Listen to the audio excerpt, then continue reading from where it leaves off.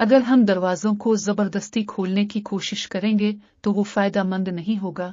अदाकारा मशहूर रक्कासा और अदाकारा नूरा फ़त ने हालिया इंटरव्यू में अपनी कामयाबी की कहानी और भारत में अपनी जिदोजहद के बारे में बात की।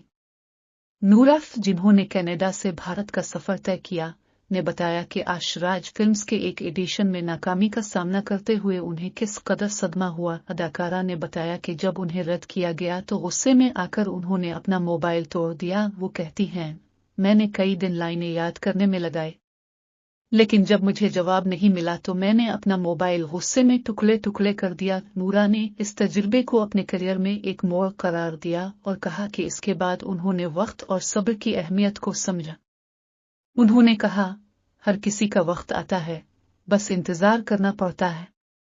अगर हम दरवाजों को जबरदस्ती खोलने की कोशिश करेंगे तो वो फायदेमंद नहीं होगा। आज नूरा फ़त ने भारत में अपने मखसूस रक़्स और दिलबर और गर्मी जैसे मशहूर गानों के जरिए लाखों दिल जीते हैं।